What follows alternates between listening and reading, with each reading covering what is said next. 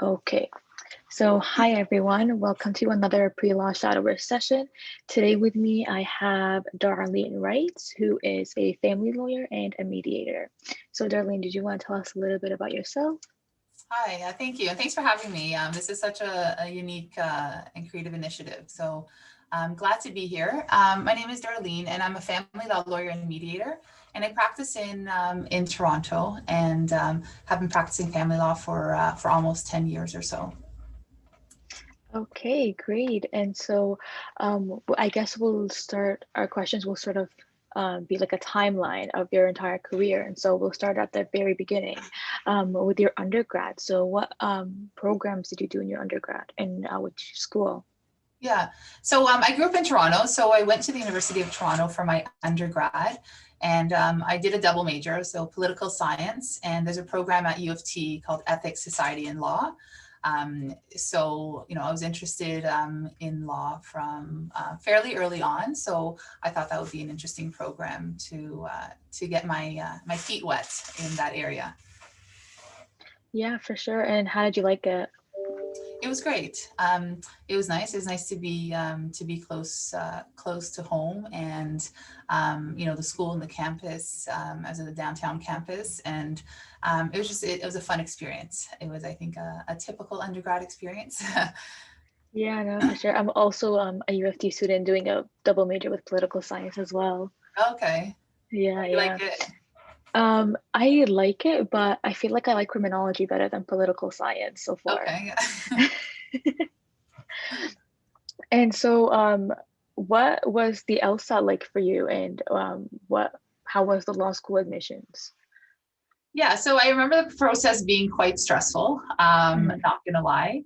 And for the LSAT, I remember taking a sample test, just when I, thought of going to law school, and I knew that that was a requirement, and not doing very well on it. So those questions definitely did not come easy to me. So I remember, I had to study, and I had to teach myself how to take that kind of course, that kind of standardized testing course, which, I know a lot of people experience that. For some people, those questions do come naturally. It's just so that was quite stressful. And then I applied to several law schools. And that process was fairly straightforward, similar to the process of applying to an undergraduate program. So, in terms of needing references and providing resumes and, doing the applications to as many or as few schools as you like. And I went to University of Windsor for law school, and I was just interested in that school. It seemed to have a different uh, kind of different philosophy. They have, big access to justice program, and so that's what really appealed to me about the University of Windsor. So that's why I decided to Oh, go. that's great. We have a question in the chat that was asking, like, how did you study? What was your study schedule like for the LSAT? Oh wow. If I can think back that far. So I know at the time, so I was fortunate enough not to, I don't think I was working at the time. I was working, it was part-time. And really, so, when I wasn't at U of T, I was studying for the LSAT, and probably, probably the 2 months leading up to the test, I was probably very, very strict about, about doing the practice tests and the practice exercises and the workbooks. And I recall at least a few of my weekends, Saturdays and Sundays, just being focused on doing those practice tests. And I believe at least once or twice I did some mock tests. So that's where you sit down and actually do the test from start to finish, and you time yourself and you can grade yourself to get an idea, a sense of what your score would be like.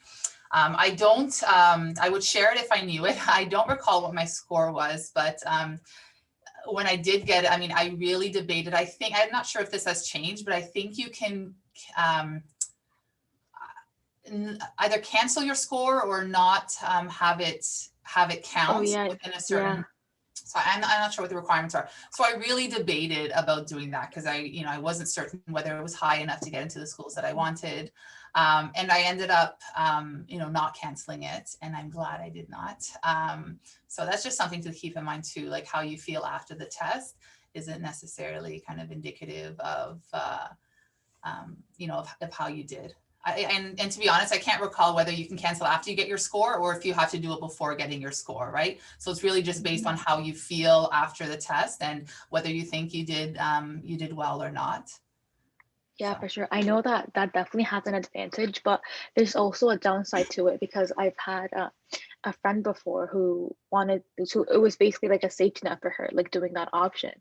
But then one of the issue was she wasn't able to score as high as she did on her first time. So she canceled her first time, but she wasn't able to score as high anymore.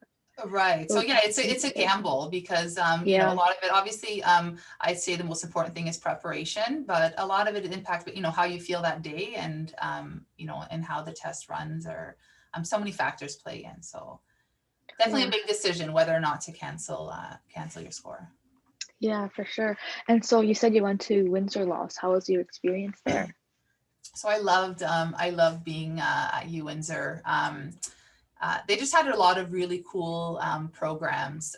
So I actually, so for one of my semesters at law school, I worked full time at one of their legal clinics. So instead of attending classes in the traditional approach, I was working full time, and there was a group of 10 to 15 students doing this as well.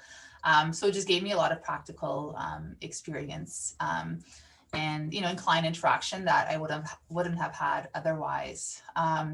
For another one of my semesters, I actually had the opportunity of clerking for the Supreme Court of Northwest Territory. So I actually spent an entire semester living in Yellowknife and clerking for some of the judges there. So again, the legal clinic, I know all law schools have some sort of relationship with a legal clinic in their community, but I think that experience with Yellowknife and clerking at the court was unique to Windsor Law. So I think that was really great. How was your experience with Yellowknife? Because it's like very different. It's a big change to be doing that. How did you like Yeah, it? it was really great. Like I remember loving it up there. And if I when I went, I believe it was in my third year of law school, maybe in my last semester, and I already had an articling position lined up. But if I didn't have that position, I probably would have stayed there and articled. And the experiences with everyone that I met in Yellowknife was, well, we came for a couple of months or we came for a year, and we've been here 10 years later. So everyone seems to fall in love with the place. It's just a really, it's a unique place. And but I was sad. I was there for 4 months and did not get to see the Northern Lights. So that is Oh my, my God, they're so pretty. that is my sad sob story from my time there. Sorry, maybe another time, but they're gorgeous. I definitely want to check them out as well. Yes, for sure. And so, you said that working at a legal clinic was a good experience for you at Windsor Laws, but were there any courses that sort of stood out to you and kind of inspired you to do family law now? Mhm. Well, I was in, I kind of loved all my courses. Like I just found the cases fascinating. All my professors were really great. I recall I took, there was one family law course in law school, and I took it and I was interested in it. I didn't go right away into family law. So um, I articled at Toronto Hydro in their in-house legal department. So that's where I started. And after articling at Toronto Hydro, I I worked at a small immigration law firm. So I did immigration for about a year before getting into family law. So I wasn't straight out of law school right into family law. So, but that exposure to family law, I liked that area of law, and I knew I'd like working with people and families and with kids. So I knew it would be a good fit. Okay, great. And so, what did you always know that you wanted to pursue a legal career, like since you were younger, and like at what point in your life did you know that you wanted to pursue a legal career? So I recall in grade 11, feels like it's ages ago, in grade 11 in high school, taking the grade 11 law course. And again, like I found the material so fascinating. Like every case was interesting. Didn't really, and just law as a field, I was really fascinated by it. And to pair with that, I've always had an interest in social justice. So, in high school, and still am, I'm feminist, being on environmental issues. And so I thought that the law was, a great vehicle to affect social change. So I thought that it would be, a good career choice and a way to work in those fields that I felt passionate about.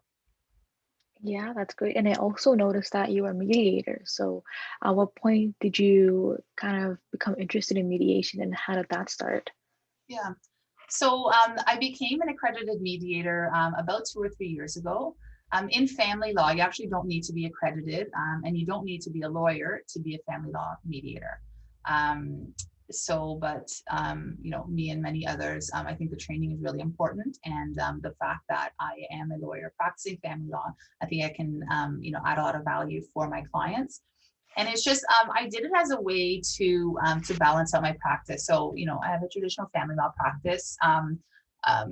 Maybe half of my files are in litigation, which means that, there's an open court matter. And if the parties can't agree, ultimately a judge will make decisions on things such as, decision-making over the children, parenting time, child support, spousal support, or division of property. And that can be, in litigation, having a heavy litigation practice can be really draining.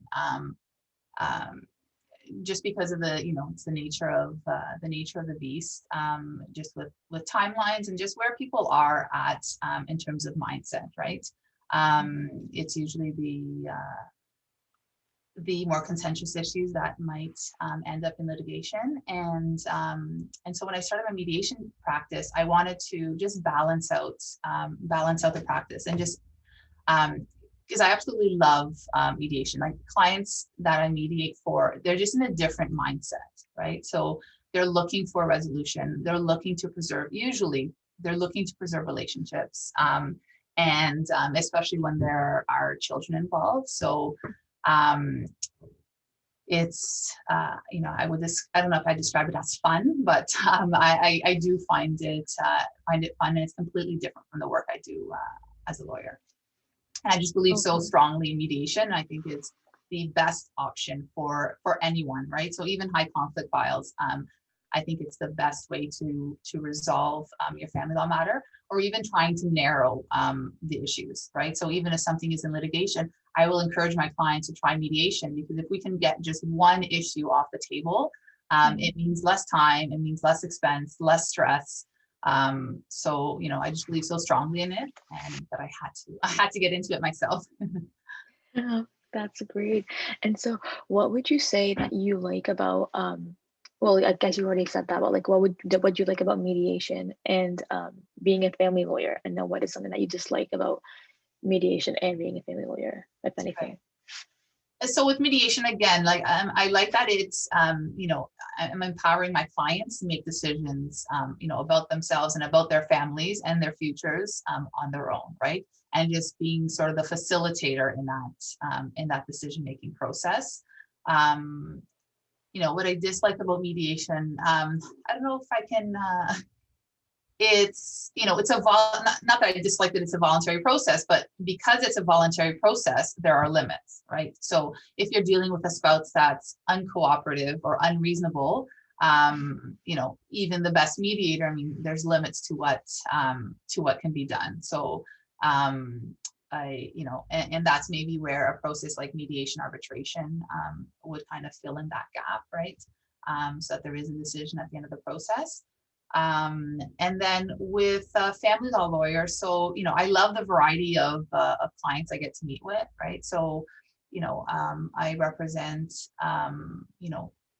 young parents in their in their 20s, or older adults, 80-year-olds who are separating from their spouses. And so I don't really have a type of client that I represent. My firm, my colleague, Giselle Betancourt, she's always had a really great relationship with the legal clinics in Toronto, and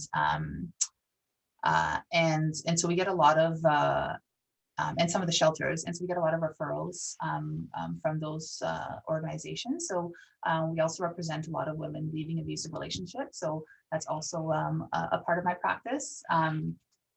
And what question was I answering? What I love and what I don't love. So the variety. And what I don't love is sometimes you're dealing with clients kind of at their worst, right? So and I guess most sensitive when there are kids involved, because I see good people, good parents doing things that probably aren't the best for their kids, right? And maybe they're just in a bad mindset. They may be feeling really hurt about the separation, and you see them making choices that I would argue maybe aren't in their kids' best interest, right? And that can be challenging to watch, but I also get the opportunity to to educate and provide them with kind of an objective viewpoint, right? And it sounds straightforward, but just giving them advice like it's important that kids don't hear you speak negatively about the other spouse, even on the phone in the other room, when you think they're not listening, right? And just reminding clients of that to to keep their children at the center and forefront. Yeah, for sure. I feel like a lot of people sort of lose sight of it when they're sort of having issues. It's sort of they think of it as like spouse versus spouse, when it's like it's not really, you're not fighting against each other, but you're fighting for what's best for your kids, and they kind of forget that that's what their priorities are at. But it's more so, oh, I want to be petty and win Yeah, this fight or something like that. like I 100% believe that at least most of my clients are doing what they think is best for their kids, but the problem is that they've lost sight of the big picture. And it's challenging. I mean, a lot of the literature will say that divorce is more stressful or more challenging to go through than a death, right? It's considered a loss, and so people are grieving, and as we know, people grieve in different ways, and in healthy and unhealthy ways. So Yeah, for sure. And so your day is obviously pretty busy as a mediator and as a lawyer. And so can you maybe give us a brief summary of like what a typical day in your career in terms of responsibility and tasks would look like? yeah, so it varies. So in terms of tasks that I need to do day to day for clients, so drafting materials, so be it case conference brief or an application or an affidavit or factum if there's a motion. And then there's a lot of just day-to-day follow-up, so following up with clients on or hounding and harassing clients to get me the financial disclosure that they need, or returning client calls. And then there's the admin accounting tasks, right? So keeping track of my time so that I can bill clients. Dealing with accounting issues. Also, since the pandemic, I've become more active on social media. So I was pretty inactive, personally and professionally. And now I have a Facebook account and an Instagram account, and more active on LinkedIn. So tending to those things too, are part of my day, and yeah. Oh yeah, so speaking of COVID, so you do have your own firm. So what are the differences that you see now that um, like how, like in terms of like your firm, was it affected by it like pre-COVID and now, or what are some things that have changed, or maybe some things that you don't like because of COVID now? Yeah, so I don't have my own firm. So I work with Giselle Betancourt, and we have a split arrangement. So in terms of impact from COVID, so In the last year, we've probably been, I've probably been the busiest I've ever been, and especially since January. Things definitely slowed down a bit last year, but there were still clients calling, and I probably billed less last year, but there's still clients calling, and people are still busy. What I've noticed since the pandemic, or at least from at least in the last 8 months, is that there's a lot more urgent matters. So I've been practicing for about 9 or 10 years, and I have maybe brought, until COVID, maybe brought 2 or 3 urgent motions. Since January, I brought 3 urgent motions.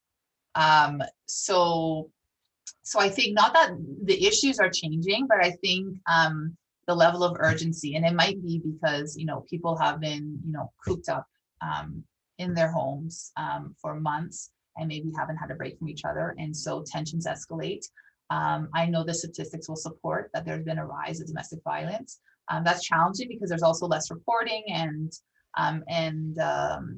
also in terms of abuse and children, they haven't been in school, so those third parties that would be able to see and monitor and report potential child abuse isn't being monitored. But no doubt there's been an increase in domestic violence and abuse. So I think that's the reason for the urgency. The other part of it is there was a lot of confusion at the beginning of the pandemic with parenting, and whether parenting orders could continue, and if it meant that you were in a bubble, does that mean that your ex-spouse was in that same bubble? So there are a lot of people withholding access from the other parent, right? So and pretty clear on, the court sent a message that access orders are to continue, unless there are reasons for them not, right? So the typical reasons, if the child's in danger, or relating to COVID, if a parent wasn't following the provincial or Health Canada mandated protocols, right? So if they were ignoring, so if they were going into public places, if they weren't wearing a mask, a lot of issues with parents still seeing family and friends and going to parties, right? So those were the issues, but you had people just denying access just because they felt that exposing the child to a second household was an issue. So Oh yeah, I see that. Wow. And so you kind of already touched on this point before, like where you talked about the type of cases that you have. You said single mothers and divorce and such things. So are there any cases, if you're allowed to speak on them, obviously, are there any cases that stood out to you the most, like some unique cases or anything bizarre, anything like that? yeah, so nothing really bizarre. I mean, we deal with everything again, and I mean, the cases I'm most passionate about are the ones involving kids. So I did two of those urgent motions because the children were being withheld from my client. So that was not that that situation was unique, but the urgency and the way it was heard by the court was a bit unique. In one case, the way urgent matters are heard in most courts is you file your material, it gets sent to a triage judge, and then the judge determines whether it's urgent or not, right? And before the pandemic, you had to just show up at court, file the material, and hope that the counter staff would accept the material, and then you just wait around to see if a judge would be able to hear you. So things are a bit different now with the pandemic. So usually on these motions, I file the material and then wait a few days. On one of the motions, the judge, after reading my material, just made an order in accordance with what I was asking, which is a bit rare because they didn't really. The other side wasn't permitted to respond, but there was a return date, and then things were dealt with in the normal course. And the other situation I had, again with the same parenting issues, a court date was scheduled, and then, we had our motion and the decision was made. So. Okay, yeah, I see. And so, another question that I have is, what is a common misconception about lawyers that you hear about a lot but might not be true? Um, yeah, so I guess this is definitely true, but I want to kind of put a caveat on it. So the crazy work hours. Hmm. So it's true and it can be true, but it doesn't have to be true, which I want to let people know. So I've always had crazy work hours, and before I had my son, I would often work evenings and weekends. And again, I'm not working at a big firm, right? So I choose to do that. At a larger firm, you may have less choice in that, and files and expectations and billable hours will be imposed on you, and you have to kind of do what you need to do. But if you're on your own or working for a small firm, you typically have that freedom. And so what I did, so after I had my son, so my son's going to turn 5 in September, I just shifted my work hours. So, so I usually leave work every day at 3:30. I pick him up and I spend the evenings with him. And then I go back to work, work from home after 8. So when he goes to bed. So I'm still working the same crazy hours, but, I'm able to spend that quality time when my son's not in school with him. And I think that's really important, for young lawyers and particularly women, because, I know work-life balance is always a hot topic. And it's possible. You just have to find, and Giselle, who I work with, is, she's been so fantastic, and in allowing this to happen and being accommodating. I'm very fortunate. Yeah, that's great for sure. And speaking of personal and work life, so obviously you'll have some cases which are kind of difficult to deal with when um sort of they're heavy hearted if you're dealing with like domestic abuse cases or such things. So how do you um separate that from your personal life and make sure that it doesn't sort of affect you personally? I don't know.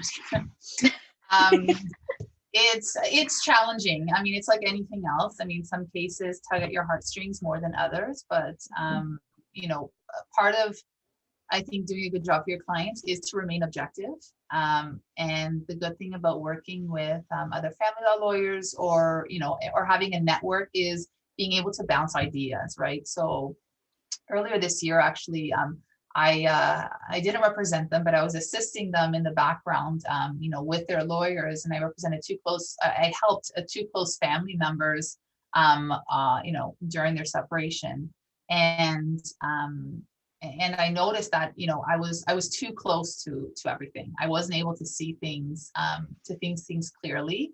And so being able to bounce ideas from someone, like, well, okay, this is the fact scenario, this is what I think, is this appropriate, is it reasonable? Because so I think we owe it to our clients to kind of step back and not get overly involved in the conflict.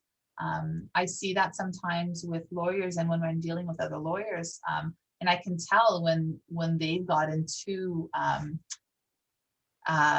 when they've identified too closely with their clients, because you can see it in their letters, right? Their letters are not cordial. They're rude. They're abusive towards my client, and I don't think that helps in resolving family law issues, and it does a disservice to the clients. Yeah, for sure. And so we'll wrap up the last few questions that I have, and then we'll move on to the questions in the chat. So what advice would you give to your younger self prior to attending law school? Probably to explore as many areas of law as possible. So I didn't really have any contact. So, no one in my family is a lawyer. I didn't really know any, no family friends that were lawyers. So law school was my real first exposure to law, and starting to meet other lawyers and law firms. So it would have been nice to, just see if you can get a summer job at a law firm, or, you know, a short volunteer opportunity, just to get a sense for that type of law.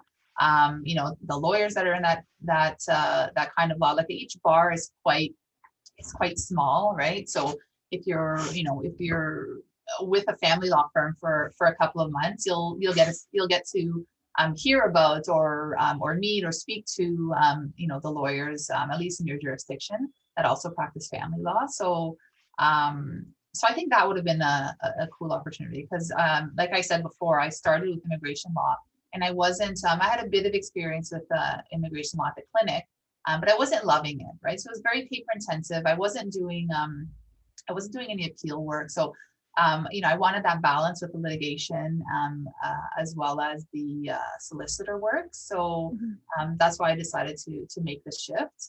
But you know, if I had had a bit more experience in different areas of law, I may have been able to make that shift sooner. And if you don't mind me asking, how was the shift between immigration law and family law? Like, was it kind of difficult to shift from different practices, or how was it? Yeah, so I worked at the immigration firm for about a year, and then I actually I took some time off because a family member was having some health concerns. So I took some time off to care for them, and then I started working on my own in immigration, and it was going really well, except I didn't love the practice area. And the way I got into family law, I was actually looking for space. So for a few months, I was just, you know, meeting clients in coffee shops, and it was you know, and it was good because there's no overhead, and that was, you know, convenient for my clients. I meet them near their home or at their home. And I was working in the Portuguese community, and working with a lot of in the construction industry. And so, you know, they have crazy work hours. So they appreciated me meeting with them, you know, on evenings and weekends, near where they were. But eventually I knew I'd need to find an office space. So I was looking for office space, and Giselle, whom I work with, was actually looking for someone to work with her part-time, right, on that fee split arrangement. And I've always been interested in family law. I just thought it was such a great opportunity, because I was hesitant to make the leap to family law without having kind of a formal mentor. So, you know, working with Giselle, if I have any issues, you know, I can bounce them off her, and it was just a really great working relationship. We hit it off, and you know, I've been working with her for almost 10 years. So. Oh, wow, that's great to hear. So, congratulations on the 10-year anniversary, though. And so, another question is, and that's the final question from me, what advice would you give to the next future generation of aspiring legal professionals? Yeah. So, I mean, to aspiring, I mean, do what you love. You know, if you're set in a career in law, then go for it. But that area is so broad, right? I also know a lot of lawyers who aren't practicing law, but it's opened up opportunities for them. So, you know, try and find an area within law that you love. And also, you know, when you do become a lawyer, try to give back. You know, there's a huge, at least in family law, a huge access to justice issue. And you know, so I take a certain number of legal aid files each year. And I'm also on the last year with the pandemic, or just before the pandemic, they started at one of the courts in Toronto, on University Avenue. They started the Advice and Settlement Council, and it's basically private duty counsel for people who don't qualify for legal aid. Because the problem with legal aid is if I think the threshold is like if you have one dependent child and you make more than 37,000 in a year, you don't qualify for legal aid. So don't quote me on the actual figures, but it's a fairly low. So, you know, you can imagine that someone who makes $40,000 and has a dependent child, it'll be challenging to afford private legal services, right? So that program was set up to kind of service that population that doesn't qualify for legal aid, but can't quite afford a private lawyer. So I just think those programs are really fantastic, but they require that, you know, lawyers step up and offer their services at discounted rates. So, so, you know, and if everyone, you know, took on a few cases or pro bono or, you know, whatever it is, then I think it would help service the community. Yeah, that's great for sure. And it's really unfortunate about legal aid. I did thought like, I didn't realize that it was so limiting in that I thought it was more open and more people were able to qualify, but that's really Yeah. unfortunate that we have They've that. extended their services and I think relaxed some of the requirements during the pandemic. But yeah, it's still yeah, very limited. Yeah, for sure. And so another question that I have is a lot of the students that are watching now and that are part of the pre-law shadowers are undergrad students. And so a lot of us have been just trying to get a better feel of what being a lawyer is and different types of law and stuff. However, I feel like it's been difficult for undergrad students to get opportunities in the legal field. So do you have any advice for that? Yeah, so it's hard. I mean, they, you know, undergrad students may be able to at a law firm to get like an admin position, like in the summer, so answering phones or filing. I don't, you know, with the right connections. I mean, you know, if they're great writers, you know, they could draft some material and stuff. But yeah, it's I don't hear very often of undergrad students working at law firms unless they had that existing relationship. But it's worth trying and reaching out and you know, and just highlighting your skills, right? So if you're a great writer, you know, advertise that. If you know, if you're good with research, I mean, while we have certain platforms to do research, but you know, in undergrad, you're required to do research on papers, and so it's something you could learn, right? To do that legal research and just you know, offer your services up to law firms, and I'd say, you know, knock door to door. Maybe not now during the pandemic. It's Yeah. a little tough to do some cold calls, but if you are interested in law, you know, do so, or just you know, call a lawyer and ask to go to coffee and just pick your brain. And I know the University of Toronto used to do this law shadowing program, so a student would come and just shadow you for either a few hours or the day, and you know, they found that process really helpful. You don't need, you know, a formal program to do that. You know, ask, you know, if someone calls me up and wants to shadow me for a day, I mean, I'm happy to do that. So, and I imagine there are a lot of other lawyers that would be happy to do that as well. Or come in and you know, you can go into court. In the past, you've been able to go into court and just observe, right? And family court, that was, you know, really interesting. It's dealing with issues that you understand. It's not like sitting in you know, in tax court where things might get lost. So you know, so that's an option as well. And at least in family court, I mean, we can ask, you know, we can, now things are virtual and over Zoom, and you know, I can ask permission from the judge and the other lawyers to see if someone can observe a hearing. So you know, I think that would be really cool experience. And then be able to talk to the lawyer afterwards about what happened, the background on the case, and so again, I mean, you have to speak with the lawyer to deal with issues like confidentiality, and the client would have to be okay with that. But yeah, those are some options. Okay, sounds great. Thank you. So we'll now move on to the questions in the chat. And so one of the questions is, you kind of already briefly discussed this before, what did you do to become closer to your goal of becoming a family lawyer? If you wanted to elaborate more on that, but it was kind of already answered already. Yeah, so it wasn't, so yeah, I mean, I took the family law course in law school, but again, had I not taken that course, I mean, you can still get into really any area of law, right? So the key is just become competent in that area of law, and you know, and you can you know, do additional research and learning, and and connect with your network to help you reach a level of competency where you feel comfortable practicing in that area. And having a mentor, right? Either formal or informal. Like I said, Giselle has been a great mentor to me. There are other lawyers that I can, reach out to and call. And there are a lot of other lawyers that, regularly reach out and call me for help and guidance, right? So they either have, an issue about family law, a concern with their case. They want me to read something over. And so, I'm generous with my time in that respect. And if any, another lawyer has a question, I'll always answer the phone and give them some time. Yeah, that's great. So thank you for that answer. And so another question is, how do you ensure that you are not too involved as objective as possible with such cases?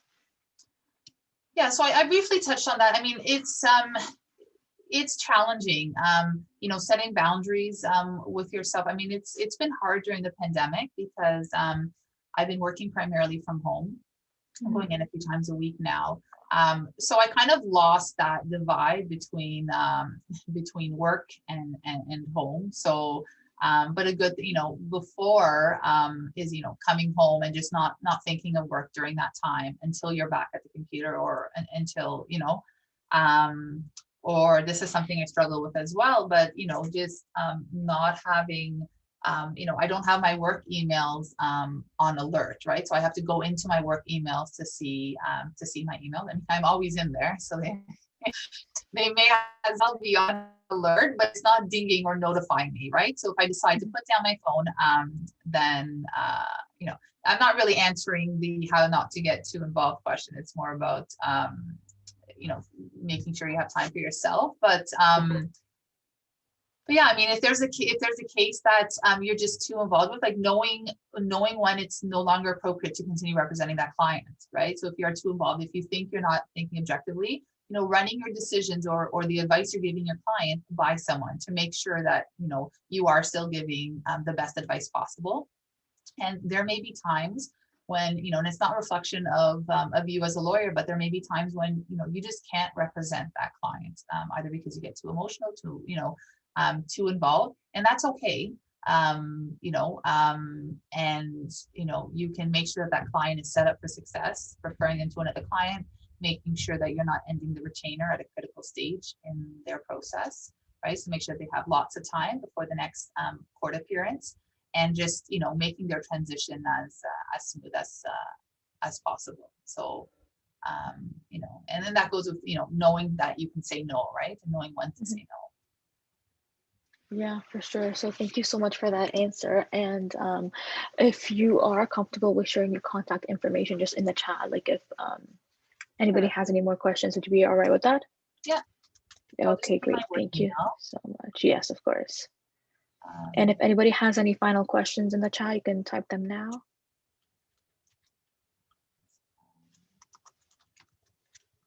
Okay, great. Thank you so much for that. I just put in the thing for so that's the tag for my Facebook and Instagram. So there's updates on family law if anyone is interested in that area of the law. And yeah, it was really great to participate in this. Whose initiative is this? How did this get started? So basically it was just a bunch of like undergrad students who wanted to become closer with like speaking with lawyers and just seeing like how the work environment is and just what a typical day might even look like, because we all have a lot of questions of what kind of different law fields do we want to go into. And so we sort of wanted to start this initiative where each week we sit down with like 3 to 4 lawyers a week, and we sort of ask them questions that we might have, whether it's about like the LSAT, their career, anything like that. Okay. And we get to like see all kinds of different lawyers and people working in the different legal fields, so that we make sure to keep our options open. And yeah. Okay, no, this has been great, and I'm very impressed. Yeah, great. Thank you so much again for coming. You've been incredibly helpful, and thank you so much for your contact information. Okay. And I just want to thank everyone that's watching our YouTube channel right now. Thank you for coming and watching us, and stay tuned for the next session. Bye. All right, take care.